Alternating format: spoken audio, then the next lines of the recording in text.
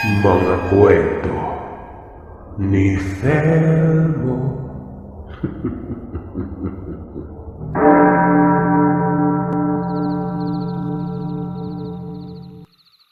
Itago niyo na lamang po ako sa pangalang Antonio. Manila boy po ako. Doon ako lumaki pero hindi totoong magulang ang gumagabay. Hindi ko kaanak ang mga nagpalaki sa akin. Pero mabait ito. At nakita niya raw ako sa isang creek noon na nakasilid sa isang kahon habang umiiyak.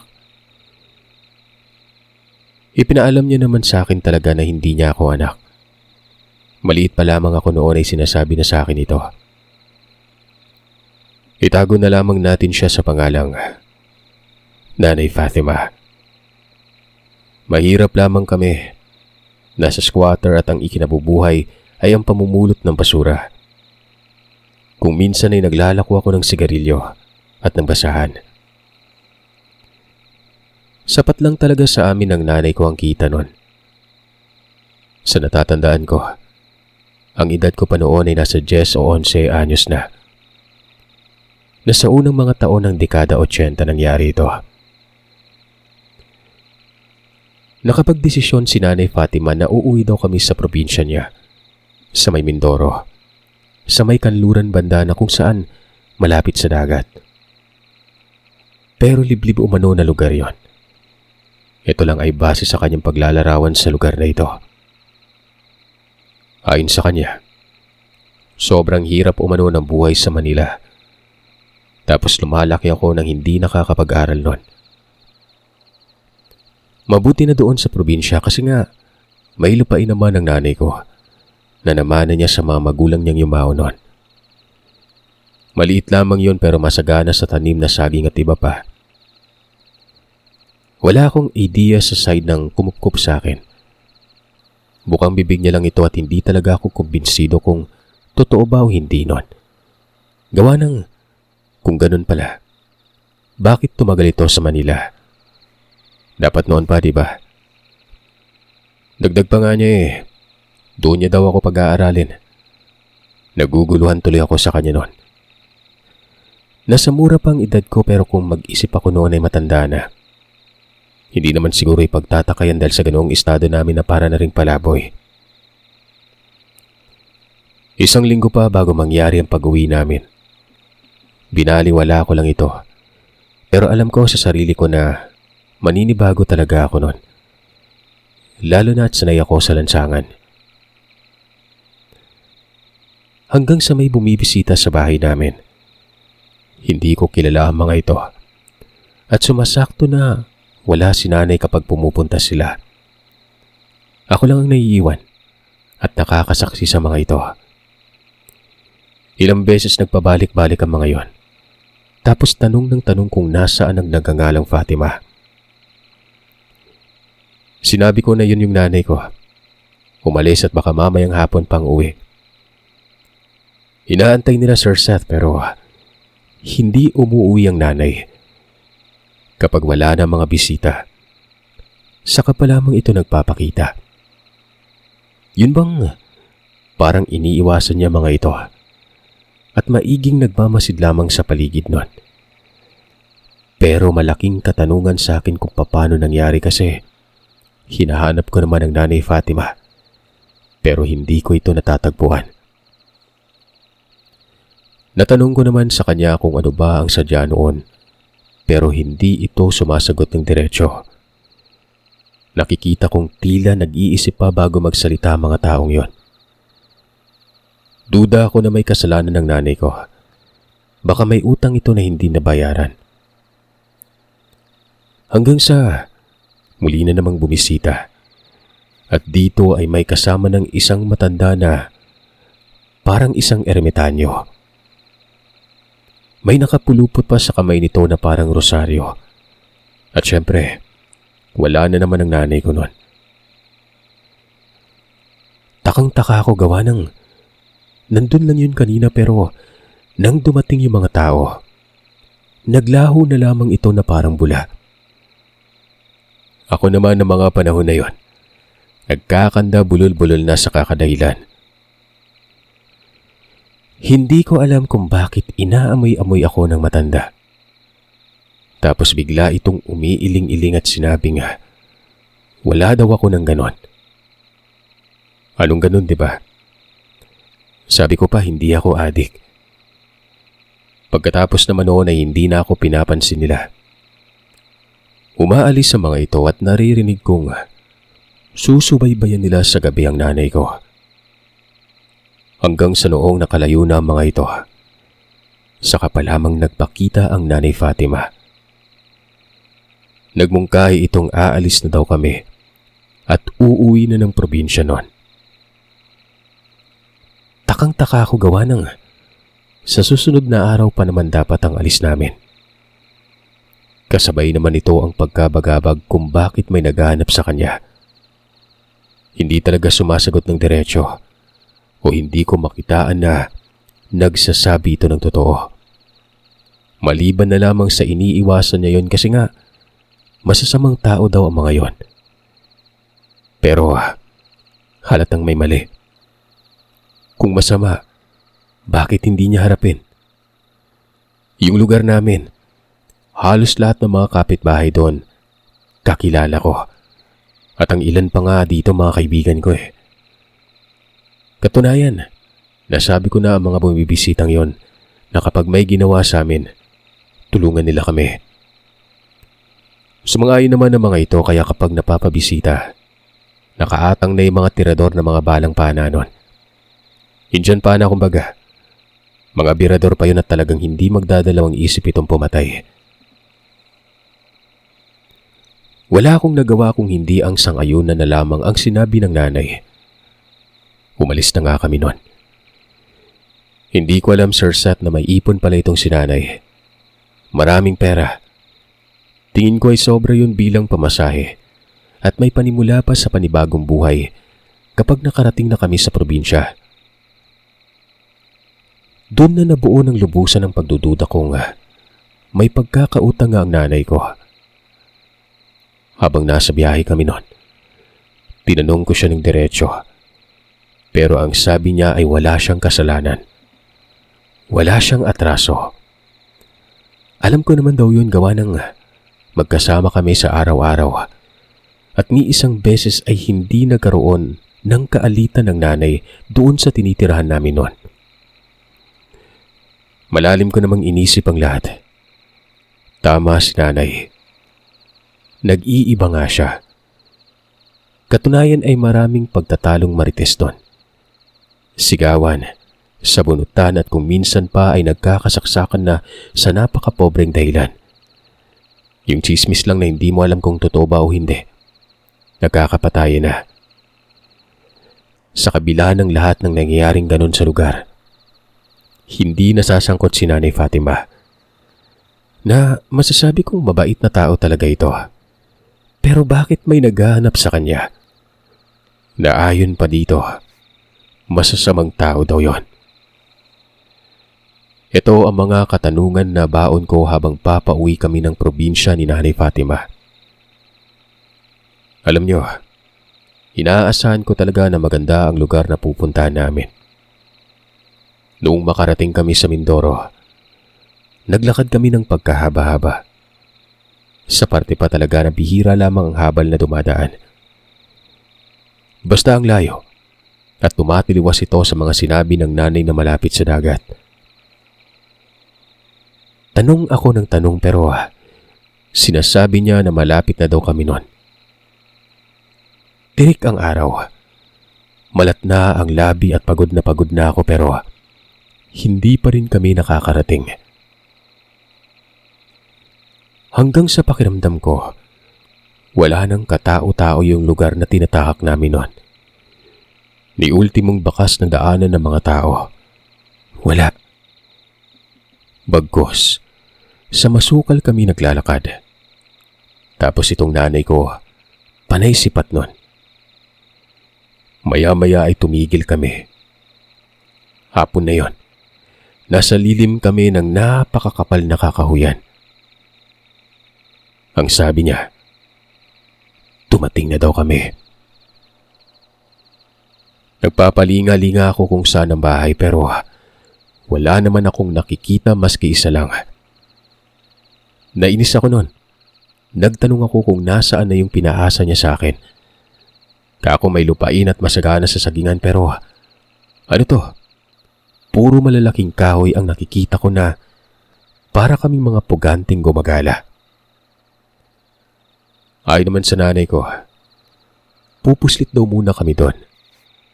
Pagpasensya na umano kasi nga kailangan niya masuri muna ang lugar namin malapit sa dagat noon. Naguguluhan ako sa kanya. Bakit kailangang masuri? Bakit nakarating kami ron? Pero sa mga sumunod na katanungan ko, wala nang pagtugon pa ang Nanay Fatima. Binaba nito ang dalang bag at naghanap ng kung ano naroroon. Iniwan ako sa napakasukal na lugar na yon. Bumalik ito takip silim na. At ang sabi ay sumunod daw ako sa kanya.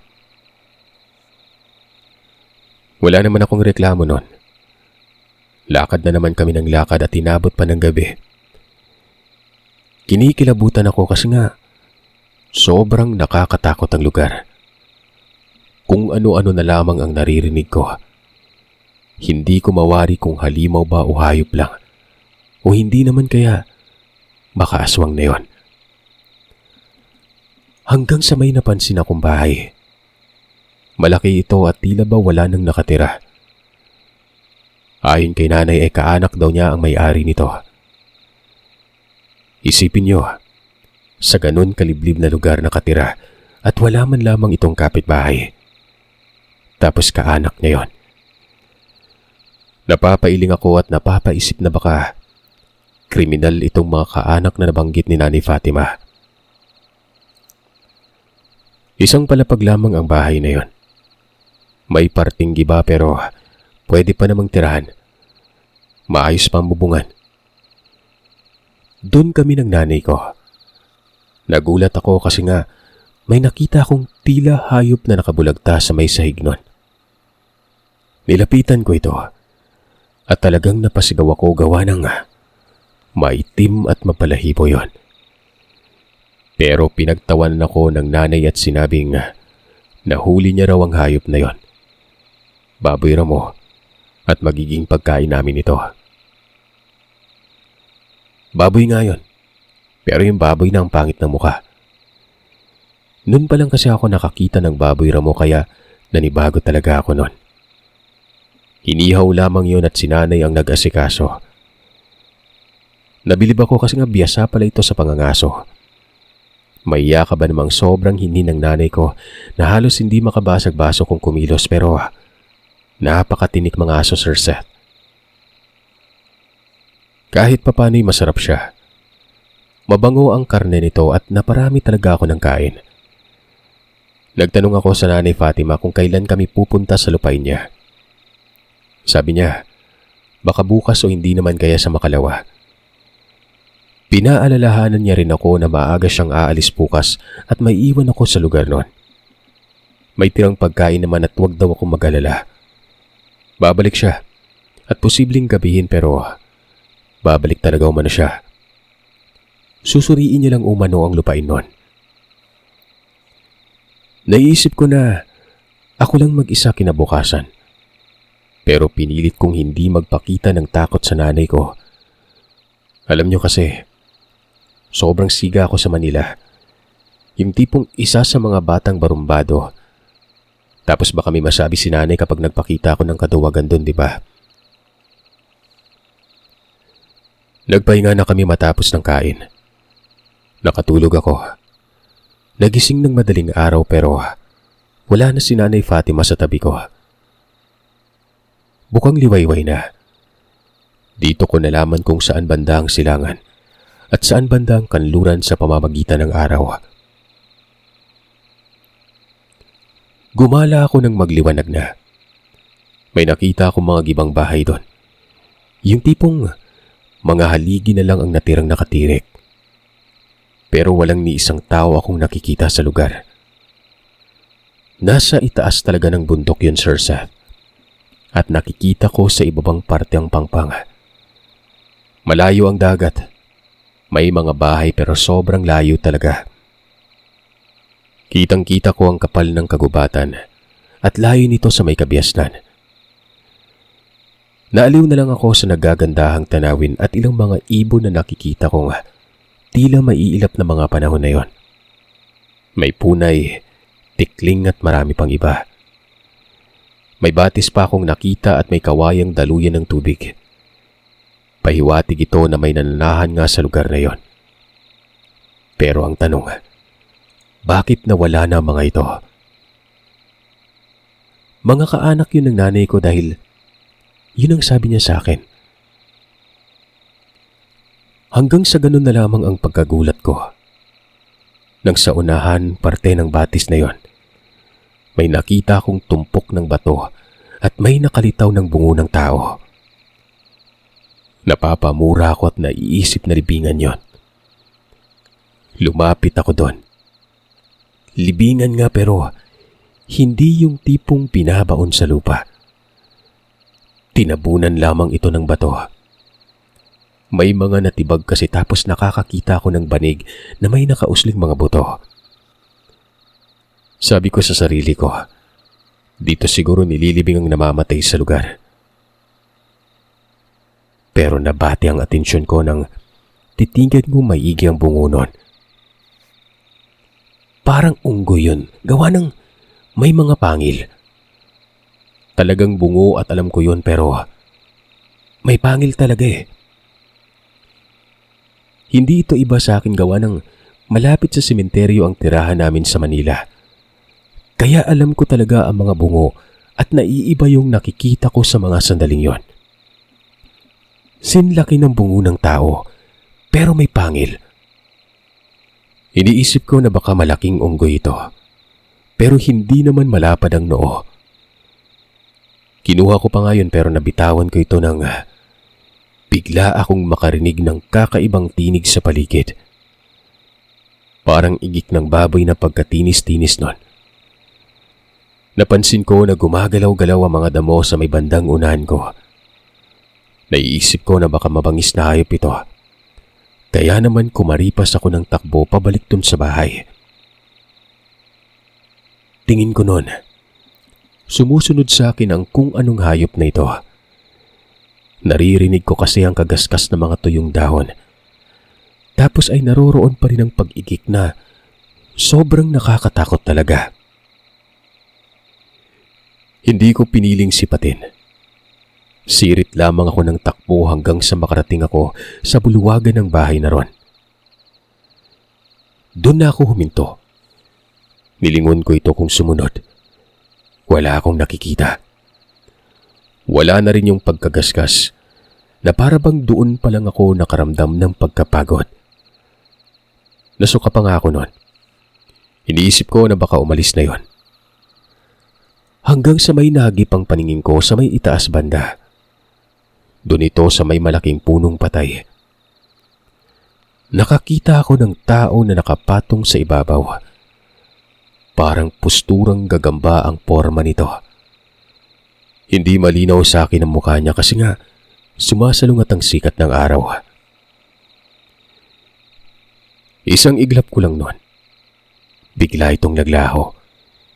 Hindi ko alam kung guni-guni lang pero hindi pa ako nakakaranas ng isang halusinasyon maliban na lang sa bagong gising.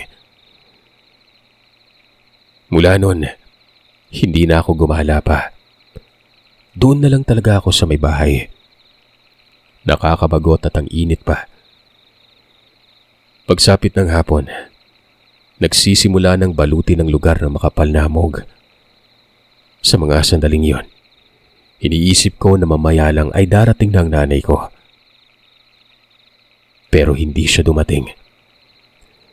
Lumalim na lamang noon ang gabi pero wala pa siya. Dahilan naman kung bakit ako natakot ng sobra noon.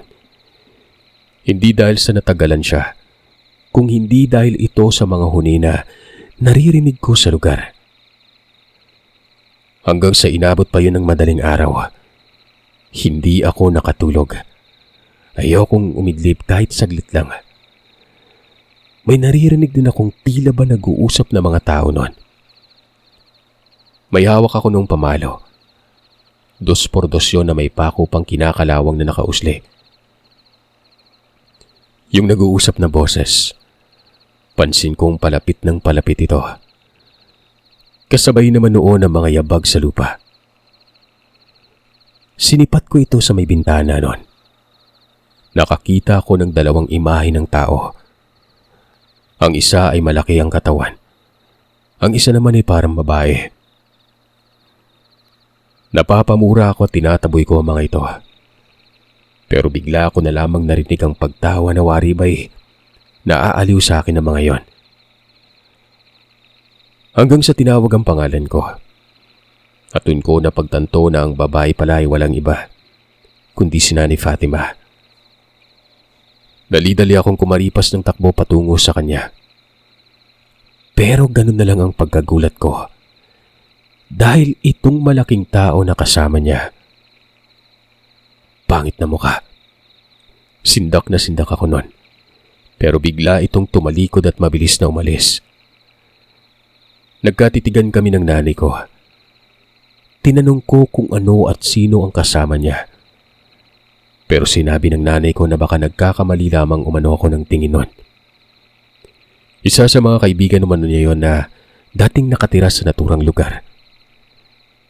Giniit ko na nakita ko talaga ang muka, pero hindi na nagsalita pa ang nanay. Hinila niya ang kamay ko patungo sa bahay. Nagmungkahi itong aalis na daw kami nun, at doon na kami tutungo sa kung saan ito ang kanyang lupain, na naipangako sa akin. Nabalot talaga ng misteryo ang iniisip ko nun. Hindi ko alam kung anong nangyayari, pero hindi na ako nagbigay ng opinyon. Hindi ako nagsalita. Sumunod lamang ako sa nanay ko matapos mailigpit ang mga kagamitan namin. Naglakad kami at inabot ng umaga bago pa makarating sa may kalsada. Mataas na ang sikat ng araw. Medyo masakit na ang tama nito. Manghang ang mga mata ko. Wala ba naman akong tulog noon? Pero hindi ko na inalintana kahit pagod na pagod ako. Alam kong malayo pang lalakarin namin. Alam ko yon kasi nga malayo pang dagat. Tanghali ata kami nakarating doon mismo sa lugar ng nanay ko. Parang walang pinag-iba. Masukal din yun pero maraming tanim na saging. Akala ko ay walang ibang bahay, pero natatanaw ko hindi kalayuan na may mga bahay at mga tao. Namumukod tangi ang bahay na tinungo namin nun. Nag-iisa lamang yun sa gitna ng napakaraming sagingan. Yung bahay ay gawa sa semento. Sakto lang sa laki na isang palapag. May beranda at magandang bulwagan. Hindi yun malinis. Makalat doon ang mga baging. Umaabot pa nga ito sa bubungan ng tahanan. Sabi ng Nanay Fatima, ito na daw ang sinasabi niyang tirahan ng kanyang pamilya. 15 taon bago siya nakauwi nun. Ang nanay at tatay niya noon ang nagpapanatili ng lugar pero namatay umano ang mga ito sa isang aksidente. Hindi niya binanggit sa kung anong aksidente yon pero hindi niya raw nasilayan ng mga magulang sa huling hantungan nito. Hindi siya umuwi. Tinanong ko siya kung bakit pero nginitian lamang ako ng Nanay Fatima. Sinabing malalaman ko din daw ito kalaunan. Lumala ang misteryo sa isip ko patungkol sa nanay ko. Nagsimula pa ito doon sa Manila. Kilalang kilala ko siya pero naninibago ako sa kanya ng mga sandaling yon. Wari ba'y may mga bagay na hindi ko pa alam at nakabinbin ito bilang isang lihim. Walang pahinga yon. Nilinis namin ang paligid. Ang loob, mga alikabok lang pero maayos pa ang mga kagamitan. Kagaya na lamang ng mga upuan, lamesa at may ilang ginagamit sa pang-araw-araw. Kubyertos, plato, balde, kaldero at iba pa. May mga larawan pa nga na nakalagay sa dingding at tingin ko, mga magulang at kapatid ito ng nanay ko. Natanong ko sa kanya kung may kapatid pa ba siya. Ang nasa larawan kasi ay mga 4 yun at kasama siya. Pero sinabi niyang lahat umano ng kapatid niya ay patay na. Lahat din umano ng mga ito namatay sa isang aksidente. Napakunot ang mukha ko noon. Kako, kaparehang aksidente ba katulad ng nangyari sa kanyang mga magulang? Ang ibig kong sabihin ay magkakasabay ba silang nagsimatayan noon? Sa bagay, magtatanong ka talaga anak. Hindi sila magkakasabay. Maging ang lola at lolo mo ay hindi rin magkakasabay. Nasa mga kakaibang panahon at oras ang pagkamatay nila. Napanganga ako noon at sinabing ano ba talagang nangyari. Gulong-gulo na ang isip ko patungkol sa iba pang bagay sa panig ng Nanay Fatima. Masaklap na kamatayan na hindi mo magugustuhan. Malalaman mo lamang ito pagdating ng araw. Sa edad mo ngayon, magpapabagabag lamang sa isip mo ang lahat kapag sinabi ko sa iyo. Sa pagbubukas ng klase, papaaralin na kita.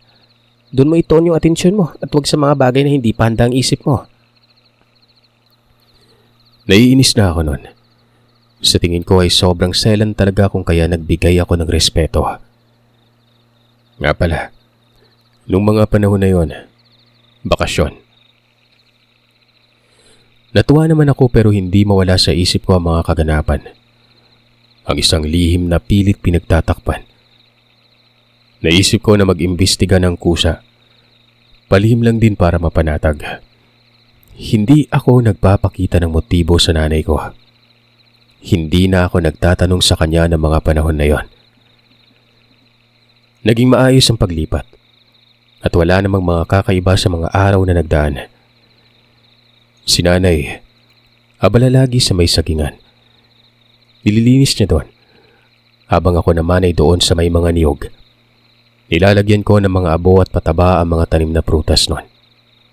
May langka, makopa, bayabas, guyabano, at marami pang iba. Masasabi kong hindi nagsisinungaling ang nanay ko pagdating sa may lupain. Totoo at pagmamay-ari nga ng pamilya nila ito. Wala naman kasing sumisita sa amin doon. Katunayan, may mga kaibigan palang nanay. Mga manlalako, nagtutuba, at ilan pa doong mga residente. Pero may mga pagkakataon na may kinakausap ang nanay ko na hindi ko alam kung tagasan. Doon ito sa harap ng bahay namin na may maraming saging. Napakalihim nito at hindi ko talaga marinig-rinig ang pinag-uusapan nila. Bukod pa dyan, may mga nahahagip ang aking paningin. Yung nakita ko doon sa bahay sa gubat, napapansin ko din malapit sa tirahan namin.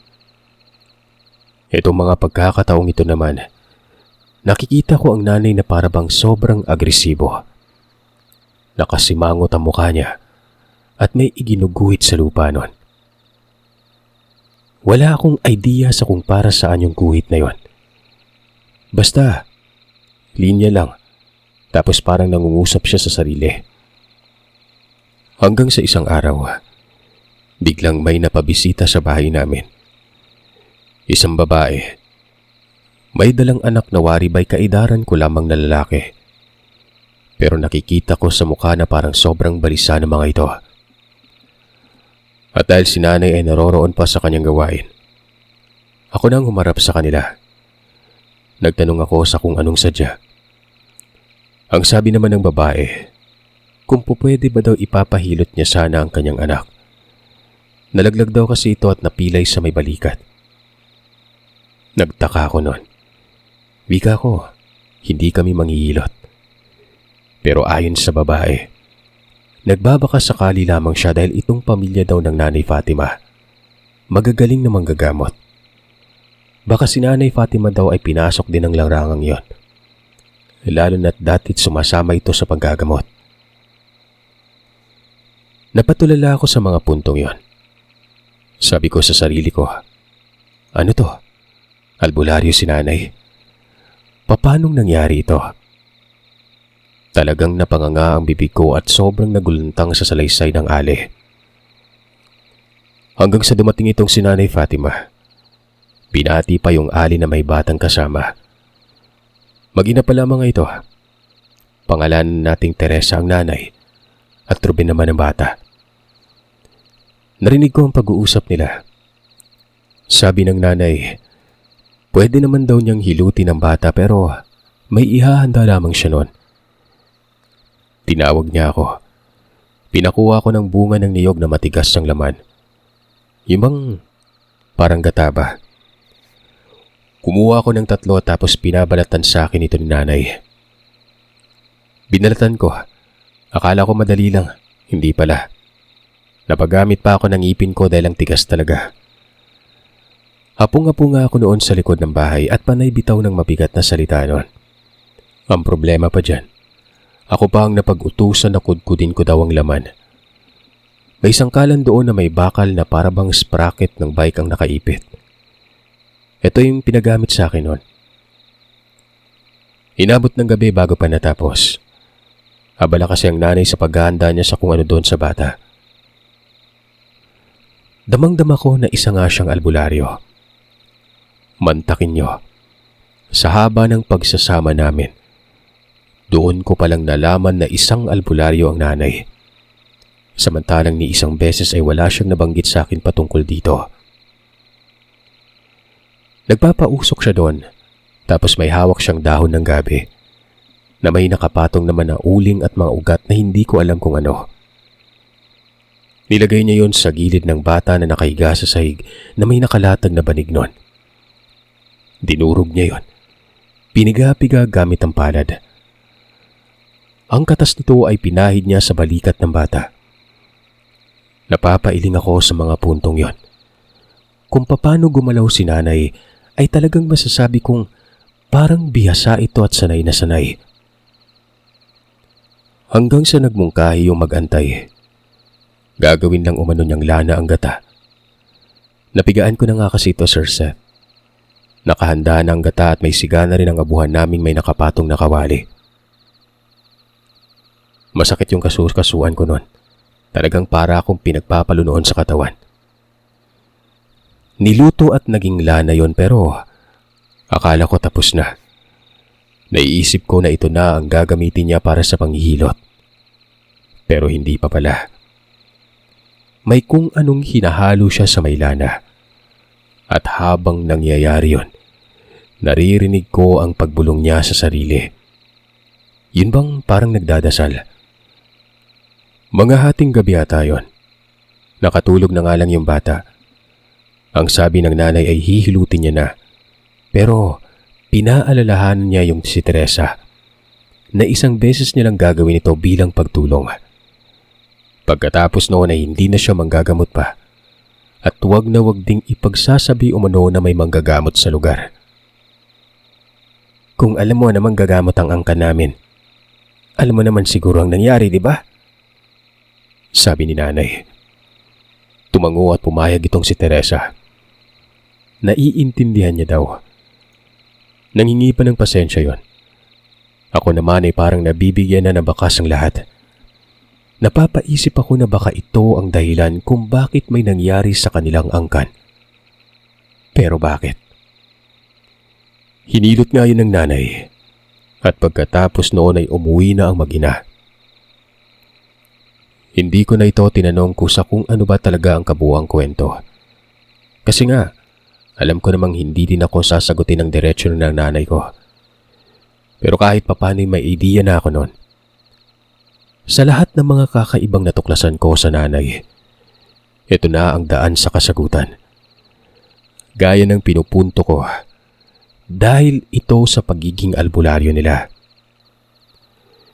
Yung senaryong panggagamot at pagbibigay abiso na hanggang doon lang, pero hindi ito nangyayari. May lumalapit pa rin. Hindi man binanggit na bumalik sa panggagamot ang nanay, pero kilala talagang pamilya nila sa larangang ito. Kesa naman dumayo pa sa malayo, bakit hindi na lamang umano sa malapit na may magaling naman sa larangan ng panggagamot? Nung una, tumatanggi talaga si nanay. Pero kalaunan, bumigay din ito. Lalo na doon sa mga dumating na may sakit na hindi ko alam kung ano. Yun bang tipong doon ko palang nakita ang mga sakit na ganon. May galis na hindi pang karaniwan ng postura. May mga bukol. May maputla na para bang sinapian o nakadroga. Tapos may tila malapit ng mamatay. Pero, Sir Seth, kung tumutulong si nanay, may inaabot naman sa kanyang pera. Tinatanggap niya yon pero hindi niya inaabot gamit ang kanyang kamay.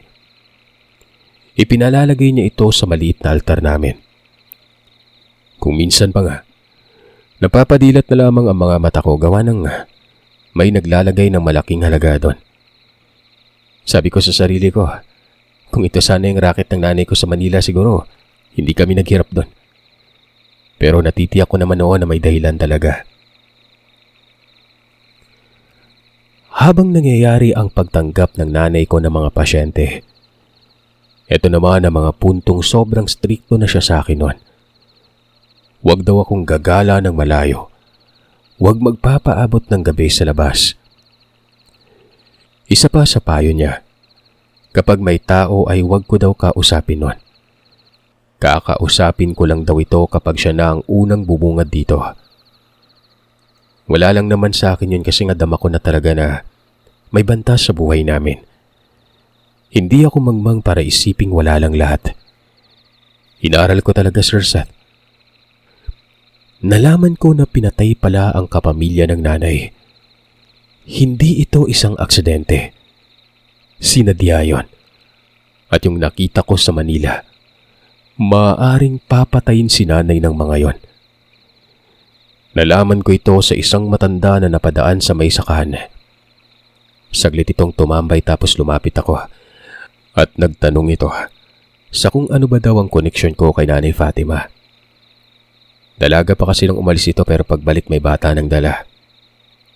Nagtanong kung anak ba daw ako. Umuon naman ako. Dun ay binalaan niya ako na mag-iingat tumano ako. Dun ko na rin nalaman ng lahat. Natanong ko kung sino ang pumatay, pero hindi naman nagbanggit at umalis kagad yon. Isang gabi, habang nagliligpit ako noon ng kinainan namin ng nanay, bigla na lang pinagsasasara ni Nanay Fatima ang mga bintana, maging ang dalawang pintuan noon. Sa harapan, sa likod ng bahay, sinara niya lahat tapos pinatay ang gasera. Binalot ng dilim ang loob noon. Lumapit sa akin ang nanay tapos may sinabi ito na siyang labis kong ikinahilakbot. Ano mang mangyari, Antonio? Huwag na huwag ka matataranta. Makikinig ka sa bawat sasabihin ko sa iyo ngayon. May gagawin ako at gusto kong nasa tabi ka lang. Bakit po? Ano po bang nangyari, Nay? Dama ko ang kapit niya sa akin na sobrang higpit nun. Dagdag ng nanay, may aswang umano sa labas. At ang aswang na ito, dati nang sumusunod sa kanya. Hindi lang daw ito nag-iisa. May iba pang kasamang aswang at may sinasandalang isang magaling na albularyo. Sa pagpapatuloy ng pagsasalita ng aking ina, yun numanong nakita ko sa Manila. Ito na yung mga tumutugis sa kanya. At hanggang dito ay sumusunod na mga yon. Kamakailan ay may espiya umanong umaaligid. Ito daw yung nakita ko na siyang may iginuguhit sa may lupa. Hindi ako nakapagsalita kagad nun. Kumabog ng mabilis ang tibok ng puso ko. Binalot talaga ako ng takot. Naniniwala ako sa aswang. Dahil ito sa nanay na may kwento-kwentong patungkol dito. Ang hindi ko alam, nakaugnay pala mga aswang sa kanya. Mabilis pumasok sa isip ko noon na ito ang pumatay sa angkan ng nanay. Nagsindi ng kandila ang nanay pero nilagay niya ito sa loob ng malaking lata. Yung bang lata ng nido. Nagmistula yung isang flashlight dahil nga bagamat lumiit ang ilaw. Pero mas malinaw ang tama nito sa loob at hindi kapansin-pansin sa labas nun. Nilagay niya yon sa lamesa. Tapos sinabi ng nanay na doon lang ako sa ilalim ng lamesa. May isang aswang umano sa bubungan. Hindi ako nagsalita. Sinunod ko lang ang mungkahi niya. Totoo ang mga sinasabi ng nanay, Sir Seth. Naririnig ko sila. Bukod pa dyan, yung bubungan namin na yero. Bagamat hindi lumalangit-ngit yun pero humupyak ng bahagya ang kahoy. Wala akong ibang naiisip noon kundi mamamatay na ata ako. Nailalarawan ko kasi ang mga kaganapan, lalo na ang pagkamatay ng pamilya ng nanay ko. Hanggang sa may inilagay si nanay na batya doon sa may sala. May lamang konting tubig ito tapos may hinalo siya doong lana at lasin. Nakatitig lamang ako sa ginagawa niya. Pumasok ito sa batya. Doon siya tumayo. At habang nakatayo siya doon ay nagkukumpas siya ng kamay habang may binibigkas na salita. Maya-maya pa, nagwala yung nasa bubungan. Naririnig ko doon ang pamilyar na tinig. Yun bang igik ng baboy na parang yung humabol sa akin noon doon sa gubat? Pero hindi ko alam kung bakit nagwawala ito. Narinig ko na bumagsak yon sa may gilid ng bahay. Pero hindi doon natapos ang palahaw ng nilalang. Tila sobra itong nasaktan. Nakikiramdam lang talaga ako noon. Hindi ako gumagalaw. Hanggang sa kumalampag ang dingding, napapitlag ako. Mula ito sa magkakaibang parte ng bahay na tila ba napakaraming aswang sa labas. Dito na ako napasigaw dahil hindi ko na maatim ang sobra-sobrang takot. Pero sinita ko ni nanay, huwag daw ako mababahala. Hanggat nasa loob daw kami ng bahay ay walang mangyayaring hindi maganda. Maghunos dili lamang daw ako. Matagal niya umanong pinaghandaan ang ipanglalaban niya sa mga ito sa oras na mapasubok na siya. At yung ginagawa niyang yon, umuubra umano. Maya-maya ay nagkaroon ng katahimikan. Kinuha na ni nanay ang lata na may kandila sa loob.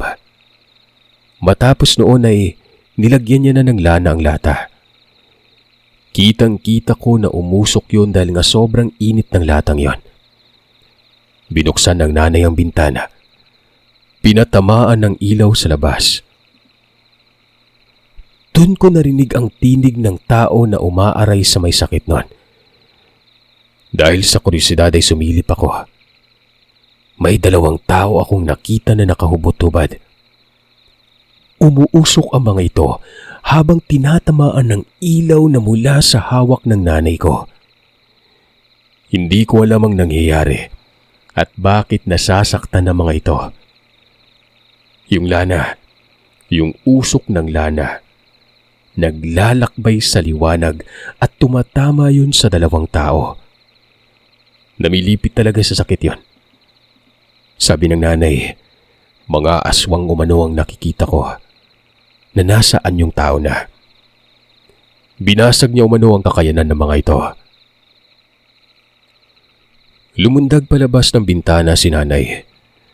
Lumapit doon sa dalawa. May dala siyang itak bukod sa latang may kandila. Pinagtatagayo ng nanay ko at kitang-kita ko ang pagwawala ng mga ito habang tinatamaan ng itak nun. Nakakarimari-ma talagang nasuka ako noon sa nerbiyos. Bawat patama ng itak, nagkakaroon talaga ng sugat at kita ko ang pagtilagsik ng dugo sa lupa.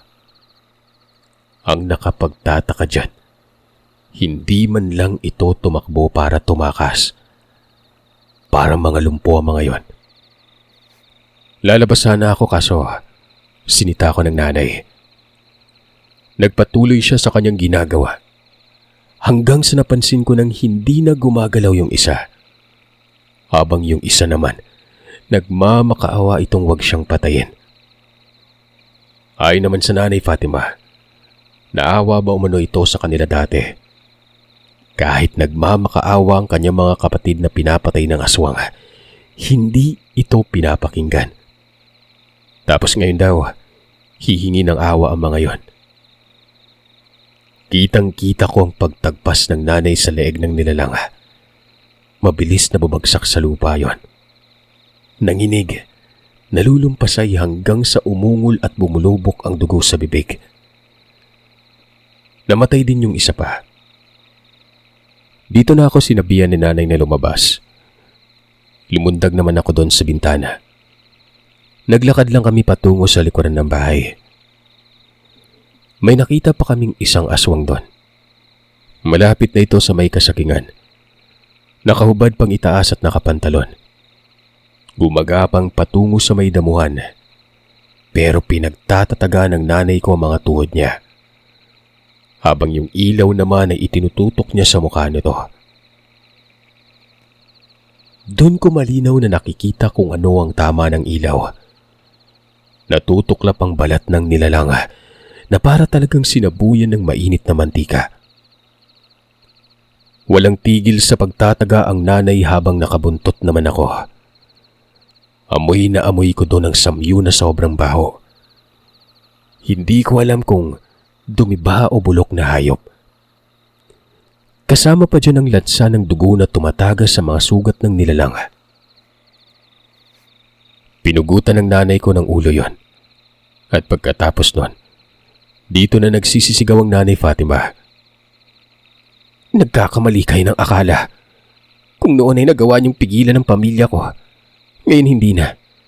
Wala nang silbi ang albularyong sinasandalan niyo. Policarpio, nariyan ka alam ko. Hindi pa ba tabos ang bangayan para sa'yo? Tatapusin ko ngayon. Pero hindi sa panig ko matatapos ito, kundi sa panig mo. Uubusin ko yung angkan mo, maging ang alipores mong mga aswang. Ano na? Gumana bang taktika mong albularyo ka? Traidor kang hayop ka. Nare-respeto ka pa naman namin. Sa pagkakaintindi ko nun, etong tinatawag niyang Policarpo, yun na yung matandang nakita ko sa Manila na may hawak na tila rosaryo. Ito na ang albularyong sinasandala ng mga aswang. Pero nagtaka ako dahil parang may malalim na alitan yon. Matapos magsisisigaw na tila ng hahamon ng nanay, bumalik na kami sa loob ng bahay. Sabi niya, wala na umanong magtatangka pa. Magpahinga na daw kami. Pero nagreklamo ako noon. Sabi ko, paano yung mga patay sa labas? Wala naman daw problema ayon kay nanay dahil bukas daw ay wala na ang mga yon. Maliban na lang sa dugong maiiwan ng mga ito. Ililigpit tumano yon ng kauri na mga itong mga aswang din.